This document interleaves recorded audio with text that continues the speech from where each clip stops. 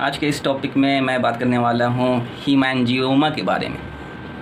हीमैंजियोमा जब हम liver scan करते हैं तो मोस्ट ऑफ द केसेस में हमें एक वाइट शैडो मिलता है लीवर पैरेन्काइमल वॉल के ऊपर।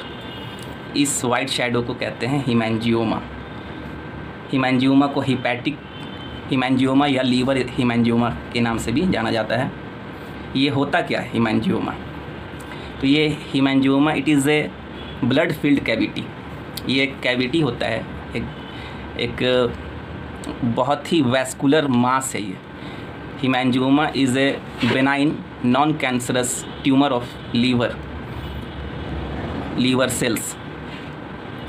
तो हम दूसरे शब्दों में कह सकते हैं कि हीमैंजियोमा एक वैस्कुलर ट्यूमर है, वेरी वैस्कुलर ट्यूमर है।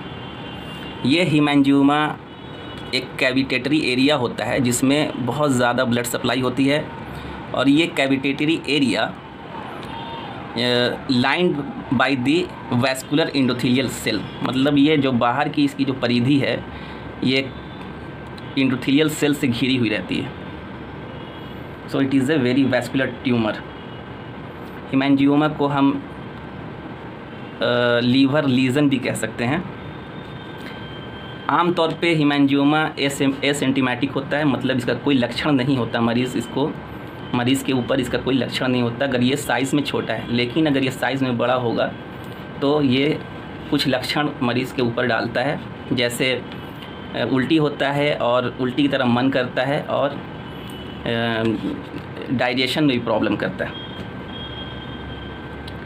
क्या हीमैंजियोमा को दवा से ठीक किया जा सकता है?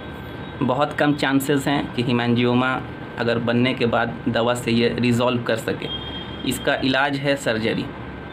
इसका जो मेन ट्रीटमेंट प्रोसीजर है वो है सर्जरी। सर्जरी से इसको निकाला जा सकता है। अगर ये साइज़ में काफ़ी अगर बड़ा हो गया तो इसको सर्जरी से निकाला जा सकता है। तो जब हम अल्ट्रासाउंड करते हैं तो हमें एक वाइट शैडो मिलता है, एक फोकल लीजन मिलता है इस तरह का, तो इसे हम हीमैंजियोमा कहते हैं। अब इसका साइज़ नापने के लिए हम डायमीटर ले सकते हैं इसका, और इसकी वॉल देखें।